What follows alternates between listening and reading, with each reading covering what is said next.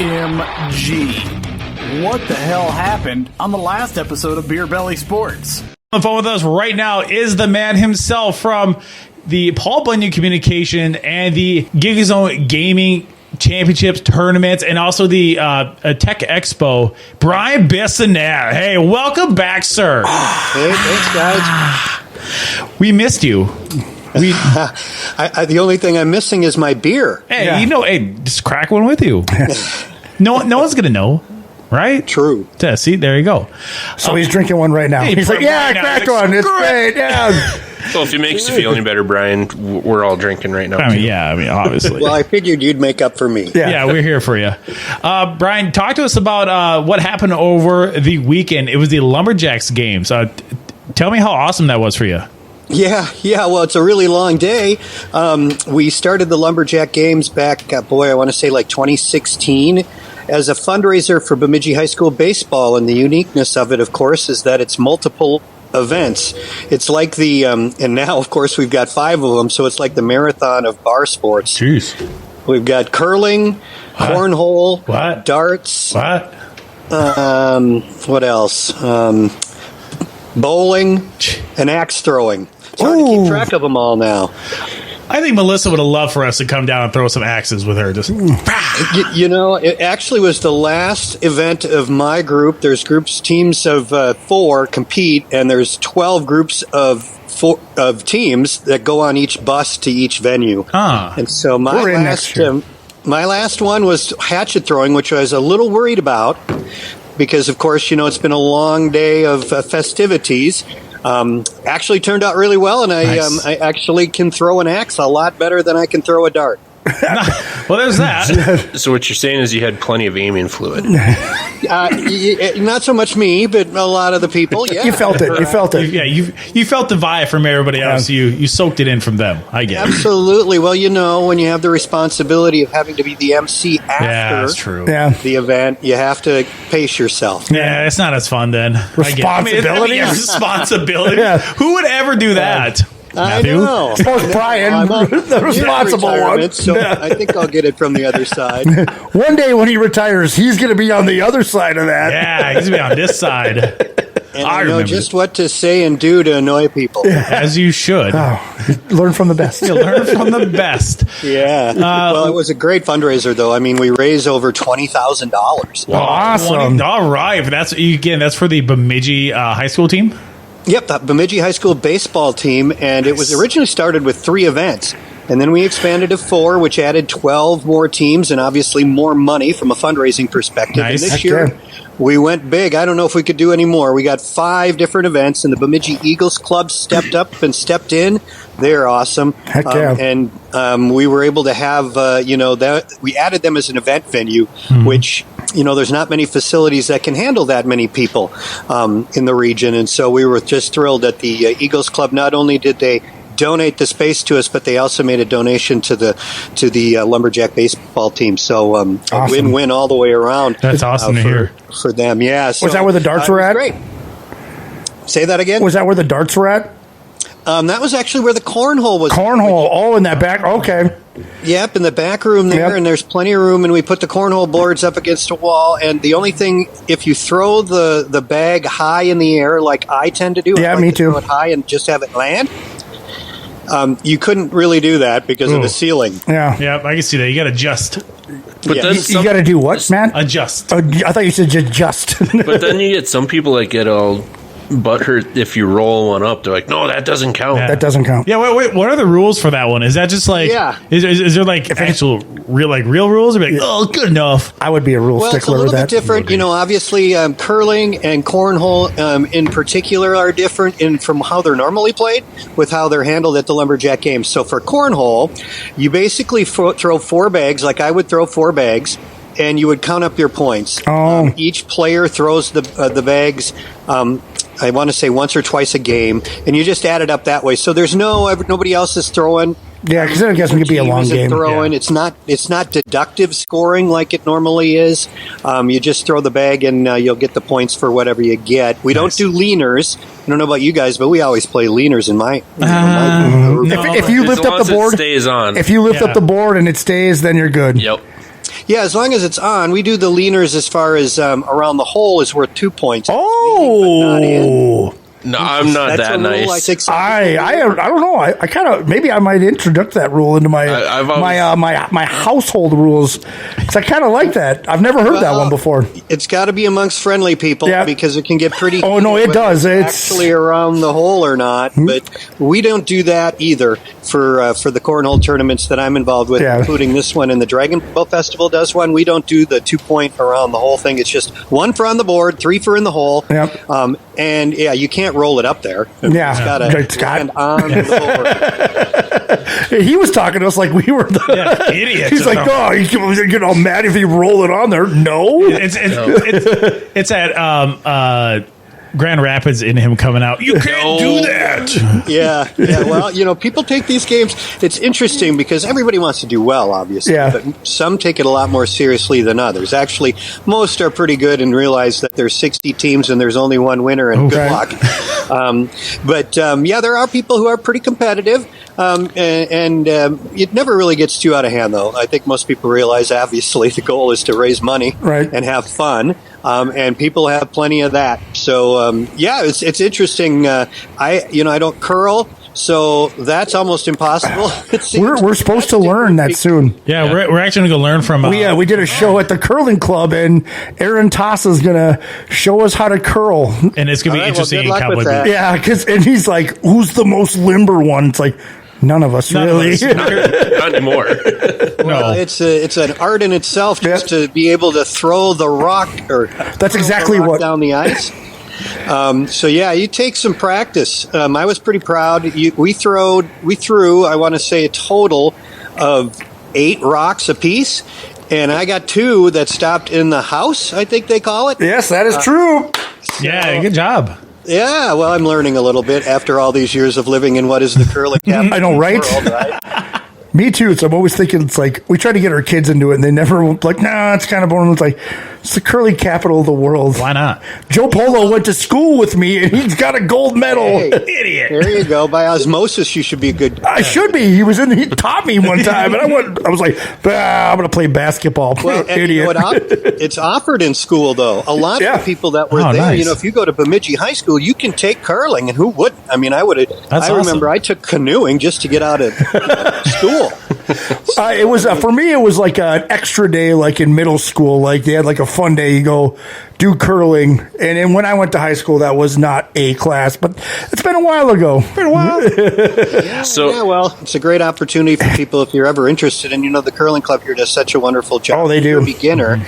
The thing that I learned, because I did a Bonspiel a while back, and I was teamed with 2 really good curlers, which I was intimidated because I'm never curled really, and they were super kind about it, even though I did suck. Yeah. They're very good about teaching you about some of the tips of the trade, so to speak. Techniques. So if you're a beginner, I would say give it a shot. There's a lot of beginners, and you got to start somewhere. If you're interested in curling, we've got the perfect place for it. Yeah, even Aaron, when we were there, a person showed up because he was going to be a part of our show.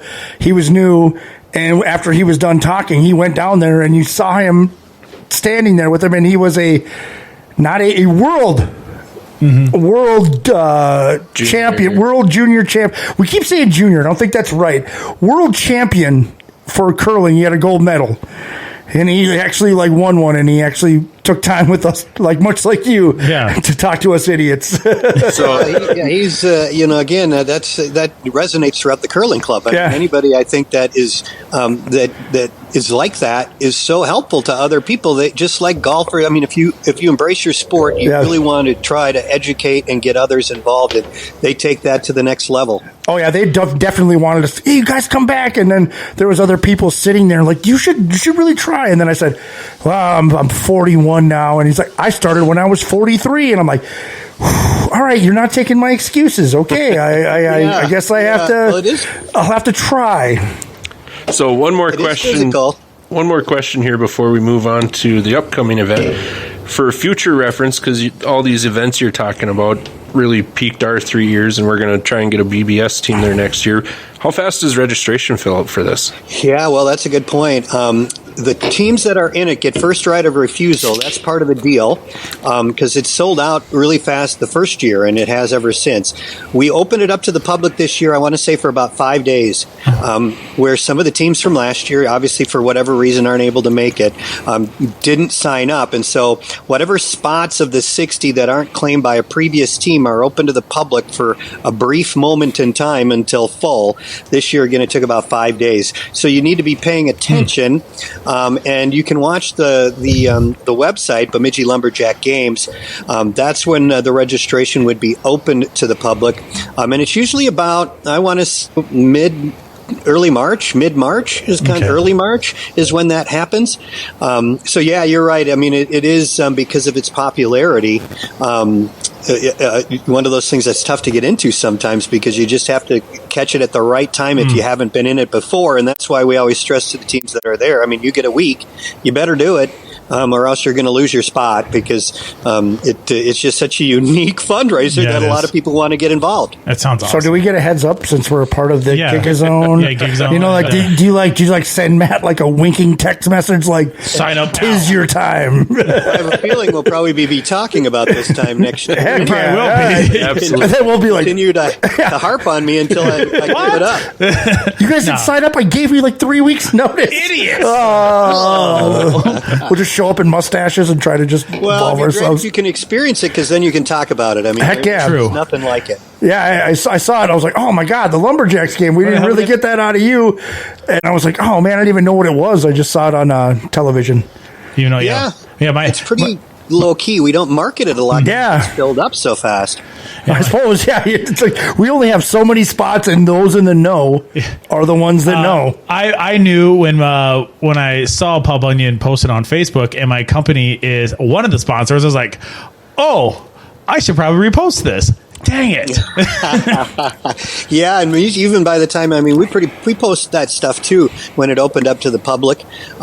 So there's all sorts of different ways, but you just got to catch it in that 1 5 day, 3 day, whatever period that it becomes open. That's awesome. That makes it seem like it's like a great problem to have for a fundraiser. Yeah, it is. Yeah, it is. It's exclusive. Yeah, that's kind of cool, man. It's like if you're in the club, you're in the club. You're in the club. And if not, you can send in money. We'll still take your money. We'll take your money and give to the right people. Can do the silent auction. We do that online, and you don't have to. That's what I saw on TV. It was like the silent auction for all the cool things you guys had. Sweet. All right, let's move on to next week, the 20th. Is it the 20th already? Next week? No. 20. 2 weeks. 2 weeks. No, it will be. It will be the 20th. A week from Saturday. A week from Saturday, so not next weekend, the following.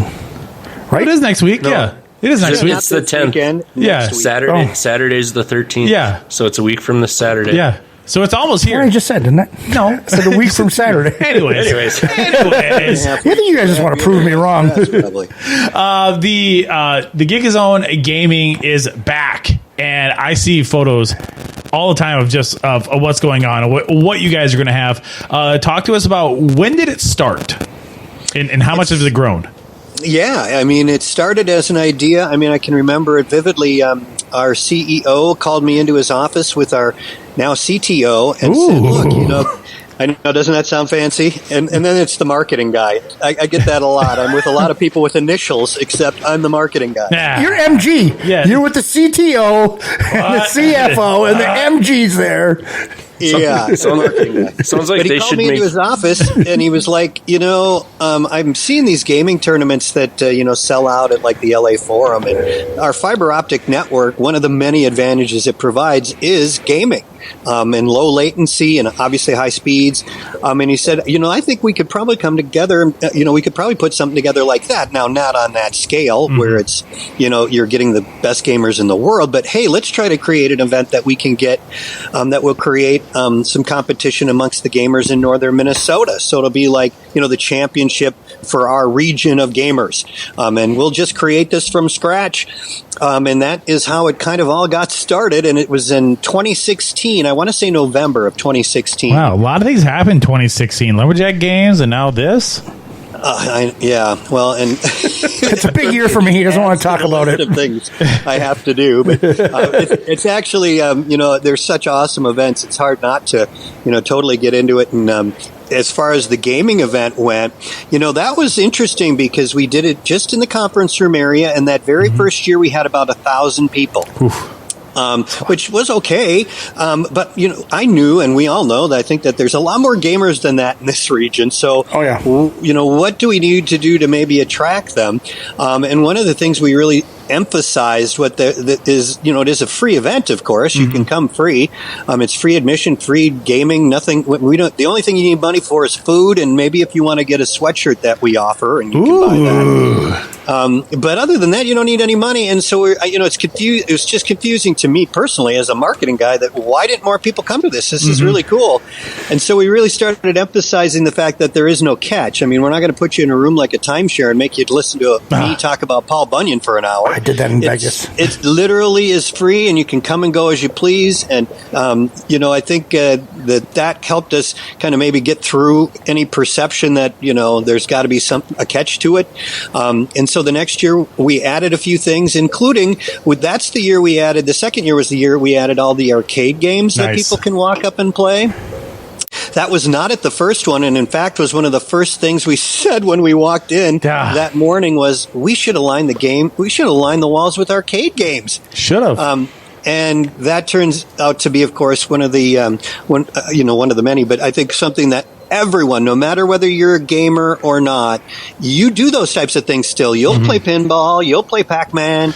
If you don't, come on. You have to. Big Buck Hunter. Well, Big Buck Hunter. Come on. There. Sign me up. You don't even have to spend any money. That's the cool part. We're going to be there all day. You day. don't want to spend money. I mean, it's free. So you can just walk up and play any of the video games, and we've got more than ever before this year. That, to me, is the coolest part of the event, is that because I just know everyone can do it, from little kids to grandmas. It doesn't matter, and it doesn't cost you anything. Go up and try your luck at Space Invaders. Why not? Why not? And pinball is even better. I mean, pinball's pinball. How, if you're going to be embarrassed. I'm the pinball wizard. That's not true. That's probably. I'm going to get. I've never watched him play pinball, but I'm guessing that's not true. Because you're not very coordinated.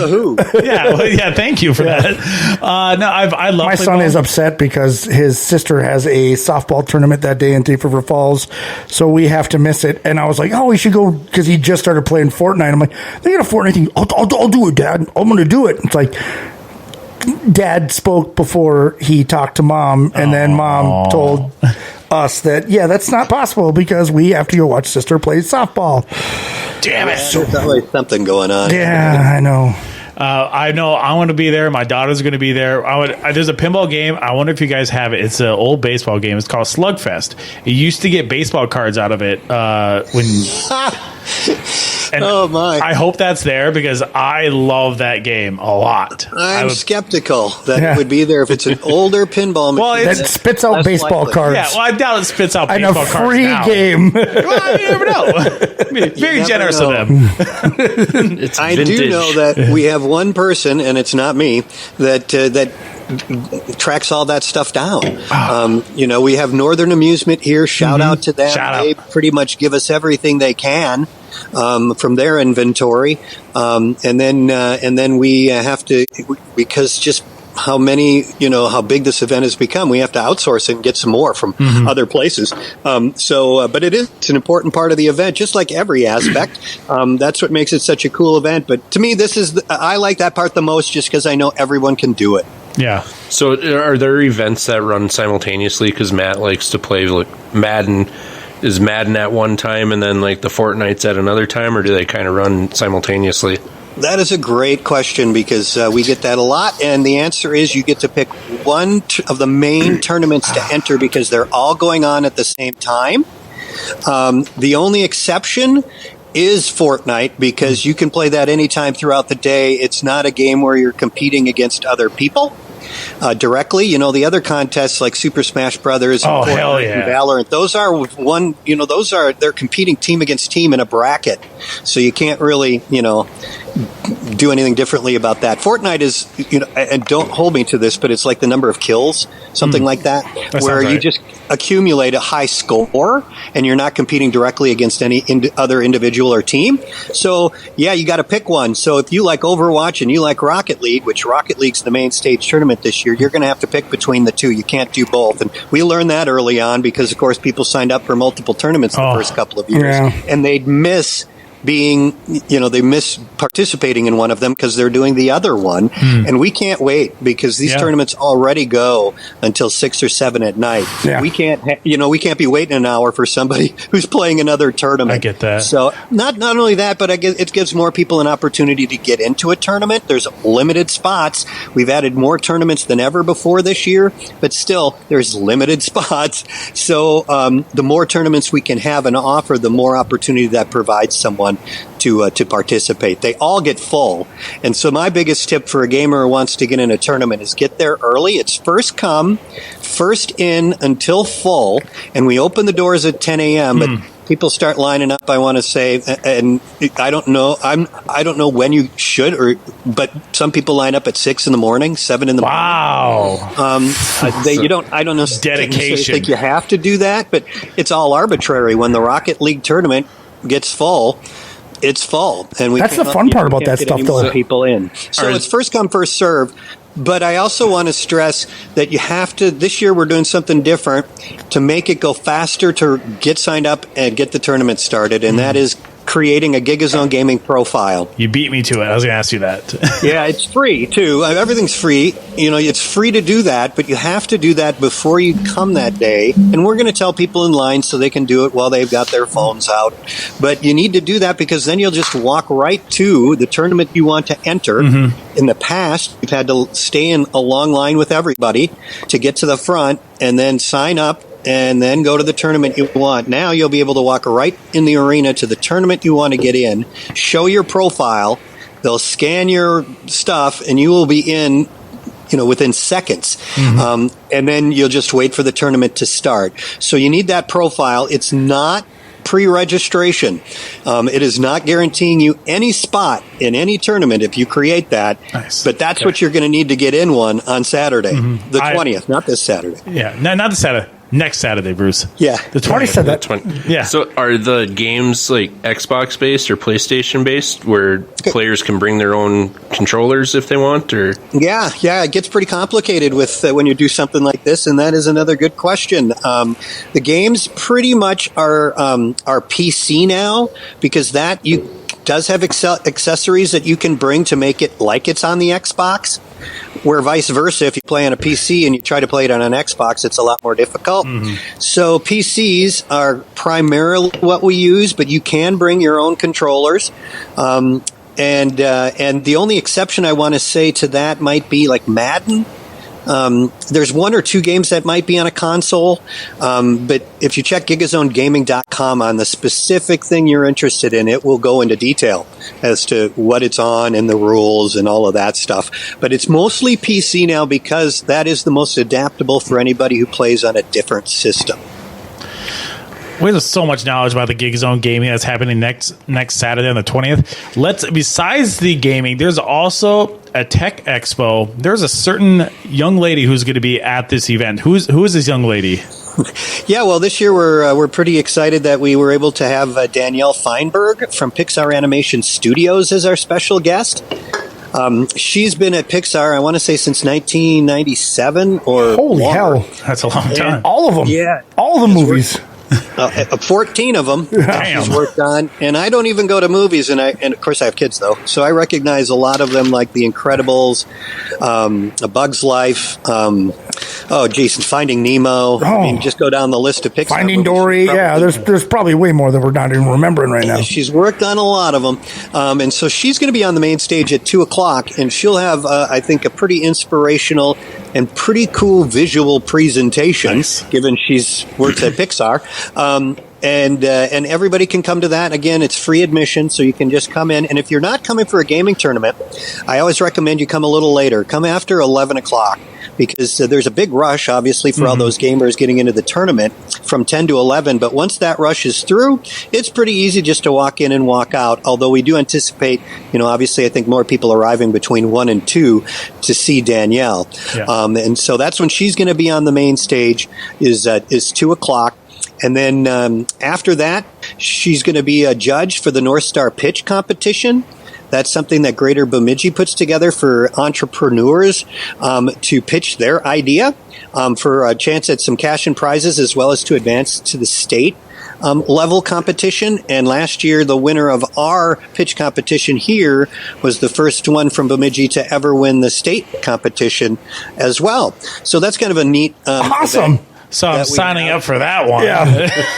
What are you, hey, hold on. What are you spitballing to these people, Matt? I don't know yet. I'm just learning about this. Well, the deadline to enter is Friday for that, and that is put on by Greater Bemidji and the Launchpad. Oh, yep, I know them. So that's not directly Paul Bunyan Communications, but it's obviously a part of our event, and we certainly support their efforts, and it's a natural. I mean, to have that type of... Heck yeah, that's cool. Finally, we got a Bemidji winner. We got a Bemidji winner. Go. Hell yeah.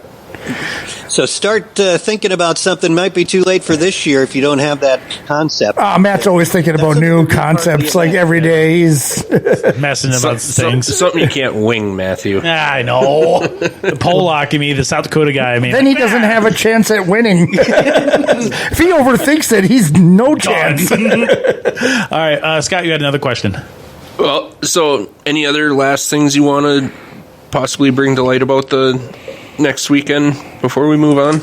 Well, no, I think I did want to highlight the exhibitors as well. Oh, yeah. We've got over 25 local schools, businesses that are going to be there showcasing the technology they utilize, whether it's at, in their educational program, let's say at like the IT Center of Excellence is going to be there from the Twin Cities area. We've got Iron Range Engineering. That's a school up in, I want to say Virginia or Hibbing that's going to be there. A lot of different educational school opportunities to see what different careers in tech and what the institutions have to offer in that realm, as well as a lot of businesses who utilize tech, here every day, and they're looking for people. So if you want a job in tech, it's available here in northern Minnesota. Might be more hidden, like Air Corps Aviation is going to be there. They revitalized old World War II aircraft. That's pretty cool. I drive by there every day. That's kind of cool. Yeah, well, super unique, really cool, and certainly technology is utilized in their business. I can about imagine, yeah. So, it's just an opportunity for anyone interested in technology to come and check it out, whether you're a student looking at maybe a potential career path, or whether, you're already in the, you're like us, older, but you still can see some pretty cool things. There's going to be drones, virtual reality simulators. There's a welding simulator that's going to be there. Whoa. So, it's just a lot of cool things so it really is an event for the whole family, whether you're a gamer or not. Obviously, gaming is a big part of it. And we just want to make sure that everybody understands that it's not just gaming anymore. That's a part of it. And I think a part that they can participate in too, through the arcade games or pinball or whatever. But now there's, just a whole slew of different things that you can see. The future. And if you're looking into like anything, there's these different technology companies there that are looking to like give you information about how you can advance yourself in that field. That's unbelievable. And then you have the Pixar lady who's there talking about it, and then you got people there that are showing you, hey, we can teach you how to do it. Heck, even in the military now, they fly the Predator drone by joysticks and stuff on a screen, just like you're playing a video game. Yeah, it used to be that I think gamers got a pretty bad rap. They just sit in the basement and lay on the couch all day, when there was really a lot of skills that are involved in gaming. Dude, that ninja guy's like a millionaire. I heard he got cancer now, but he was like the first millionaire. Like, your kids can no longer tell you, nope, it ain't going to make you money anymore. That's BS. I think that was our parents who told us. Yeah, well, that's what our parents have told us, but now we can't tell them. We can't tell them. A lot of these what are you games. going to do with your life? You can't play that, that Kong all day. Idiots. This guy's famous. He can't go into. He's like a movie star. He's making millions. I think it's a pretty subliminal thing for us to be doing, but the gamers have a lot of different skills that they may not realize, and subliminally we're exposing them to potential ideas for them to chart their own career path. And just last year alone, I know that Sanford Health told us that they I think had like 14 potential job applicants out of the event, and they brought all their, a lot of different cool stuff from the medical field that they use, and so it really is, I think, a great opportunity, especially if you got someone that is thinking about a career in tech or doesn't know what they want to do. This might be able to spur them on to get inspired and I guess do something about it. Get their creative juices flowing. It's probably better than like when the ladies sit down and watch their Real Housewives things. They're just sitting there not doing anything. Video gaming your problem solving skills. Wow, some hand-eye stuff. You got a hand. Yeah, well, I think there's a lot that goes into it, depending on how you what kind of games you play and things like that. No doubt, but there are skills that come from that, as anything really. But you're right. I mean, in computer programming, from getting along with other people or how to interact with other people, both online and in person. Those are some of the skills that subliminally come with it. Yeah. So I don't know. There's a few times. Really cool event. There's a few times where I want to kick my kid outside to go play with his friends instead of sitting down to play games with his buddies, but that's how it is nowadays. That is how it is. I remember I didn't, of course we didn't have many video games and they were kind of expensive, and we played outside and played, I think we talked about this last time. They kicked the can and all that stuff, but times have changed. So one other event that you guys just had wrap up was the bracket challenge. How did that go? Oh, yeah, that went really well, too. We had a record number of participants in the Pick and March Mania Challenge this year. Matt, did you win? I lost. That's normal for you. Where did you finish? What was your finishing? I don't remember, but I know I lost. Not good. After I saw a couple of them go out, I'm like, done. Yeah, I didn't do very well on my picks either, but it's always a terrible shooting. So this year I want to say 833 participants in the contest. Top 10 won credits on an account at Paul Bunyan Communications, and then this year we randomly drew. Of course, we do every year for just a random winner, and it just so happened that was they finished 666. And they got the credit? Hell yeah! Hell yeah! That's my people right there. $100 credit for finishing, in the bottom 2/3. Why not? It's like the first year I ever did the Dragon Boat races, we got 5th. And then it was like, it goes to the top 4, and then it's like the 20th or whatever. But yeah. It's like, oh man, we finished so close. Well, that's funny you bring up Dragon Boat races because that's coming. I'll be on the show talking about that in a couple of weeks. I did that on purpose. Yeah, the next thing good segue to it. Next thing we talk about will be the Dragon Boat races. Brian, thank you so much for joining us on this. I thought it'd be a little quicker, but hey, you know what? We love when we talk to you. I'm a talker. Yeah, we are. Well, I'm a marketing guy, so I'm a little long-winded too. So we all know.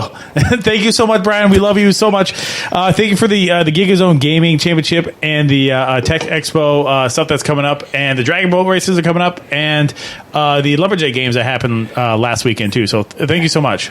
You bet. Talk to you soon. Have a good night, man. Bye. Yeah.